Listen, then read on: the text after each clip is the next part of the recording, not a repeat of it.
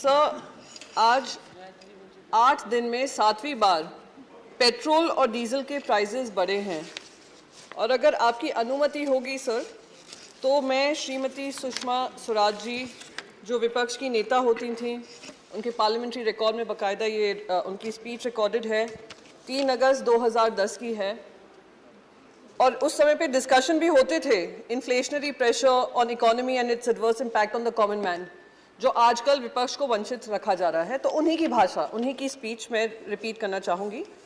मैं आपके माध्यम से वित्त मंत्री जी से कहना चाहूँगी कि आम आदमी आज जिस परिस्थिति से गुजर रहा है, वर्तमान परिस्थिति को वह जिस शब्द से जानता है और पुकारता है, वो एकमात्र शब्द है, वो है महंगाई। वो अपने दर्द को जिस वाक्य में अभिव्यक्त करता है, वह वाक्य है, मार दिया इस महंगाई ने। आगे वो बोल रही हैं, मुझे ये कहते हुए दुख है कि इस सरकार की हेकड़ी में रत्ती भर भी कमी नहीं आई है। मैं कहना चाहती हूं कि हमने ऐसी संवेदनहीन सरकार नहीं देखी। यह सरकार संवेदनहीन भी है और यह सरकार विश्वासघाती भी है। उन्हीं के शब्दों को अगर हम ये रेफरेंस को दे दीजिएगा। मैं बिल्कुल दे दूंगी सर।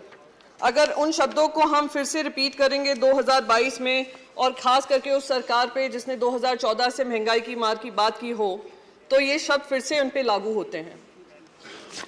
सर, हमारे वरिष्ठ नेता, शिवसेना के वरिष्ठ नेता श्री अनिल देसाई जी राज्यसभा के मेंबर हैं, और उन्होंने इस बात को उठाया था जब बजट पे डिस्कशन हो रहा था कि जो जनरल इंश्योरेंस इंडस्ट्री है, उनका वेज रिविजन होना था।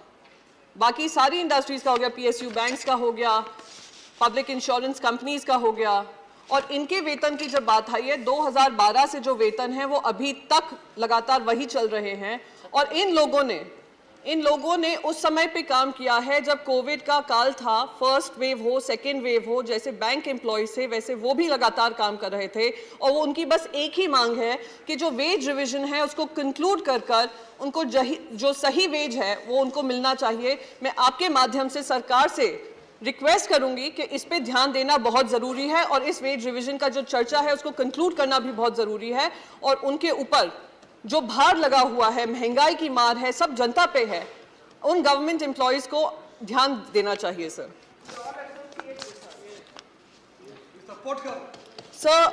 हाई कॉस्ट ऑफ लिविंग की बात हो रही है, इन्फ्लेशनरी प्रेशर है, तो जब जॉबलेसनेस बढ़ती जा रही है तो ये मानना लाजमी होगा कि लोग, जो हमारे देशवासी हैं, जो युवा हैं, वो दूसरे देशों में जाकर रोजगार के माध्यम ढूंढ रहे हैं, और रोजगार के माध्यम ढूंढने के साथ साथ जो हमारा टैलेंट ड्रेन हो रहा है, ब्रेन ड्रेन की हम बात करते हैं, वो लगातार जारी है।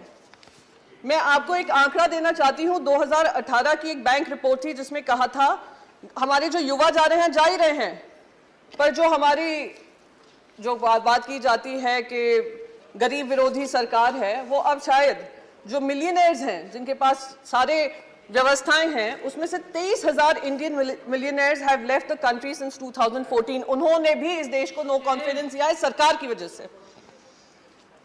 एक ग्लोबल वेल्थ माइग्रेशन की रिव्यू रिपोर्ट आई है जो कहती है 5,000 millionaires, 2% of the total number of high net worth individuals in India have left the country in 2020 alone.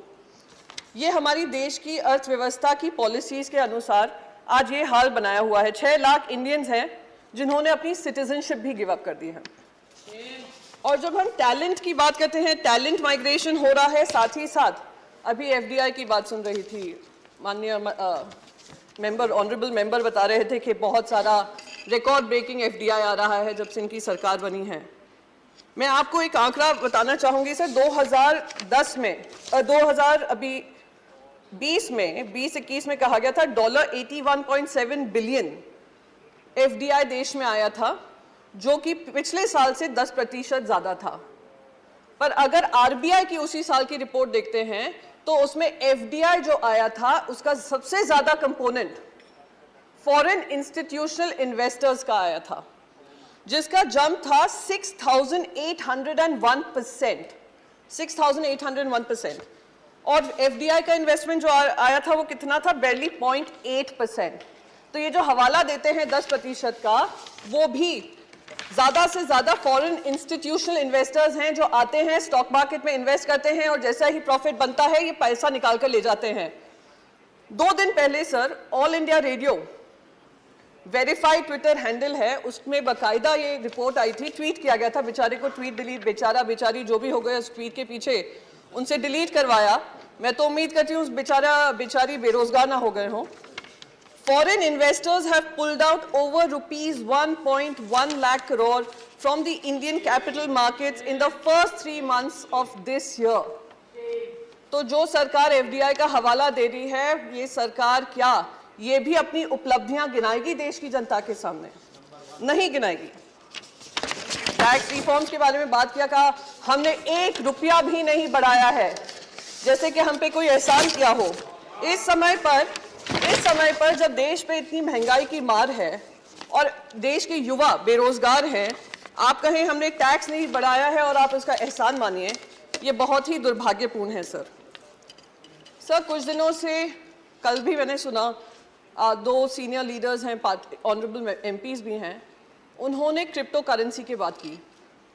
आज हमारा देश एकमात्र देश होगा पूरी दुनिया में जो क्रिप्टो करेंसी बिल लाने से पहले क्रिप्टो टैक्स लगा देता है, और एकमात्र वित्त मंत्री होंगी इस देश में जो कहती हैं पता नहीं लीगल है या इलीगल है, और वो मैं अभी नहीं बता सकती हूं, जब क्रिप्टो करेंसी रेगुलेशन आएगा तब हम बात करेंगे।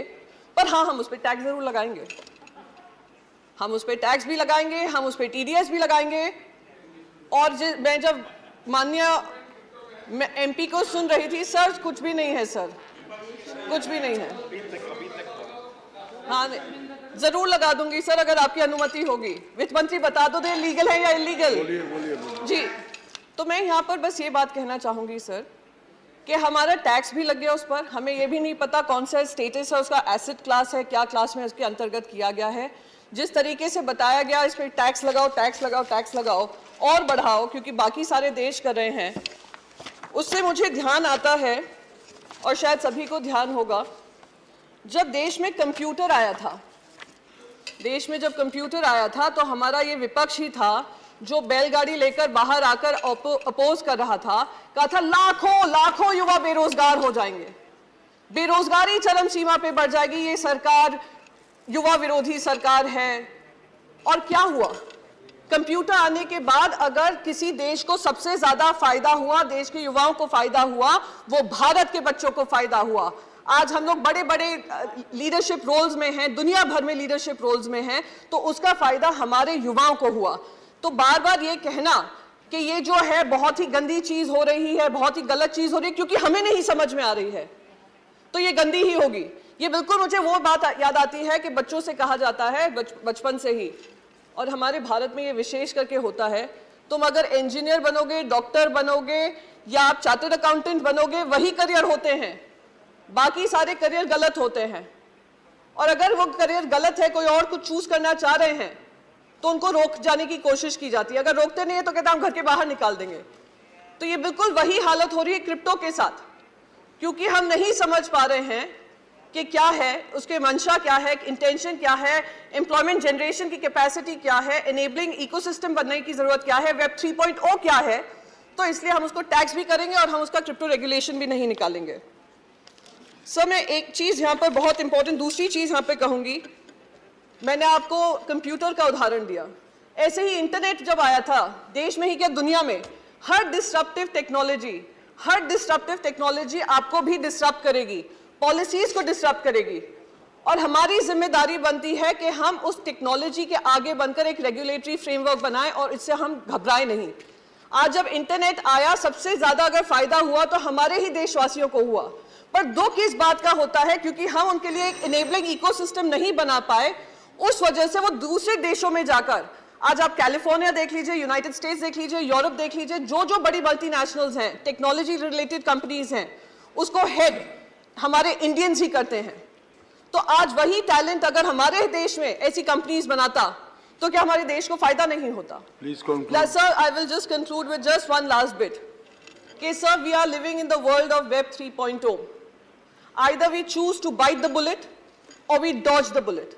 If we bite the bullet, we will be able to create an enabling ecosystem for our youth and empowering them and empowering the economy.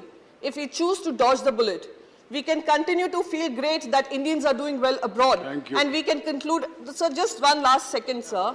We can continue to take pride in that reflected glory, but at the cost of empowering our own nation. So I would request the Finance Minister to think about it. And thank you so much, sir. With these words, I conclude. Subscribe now and press the bell icon. Never miss an update.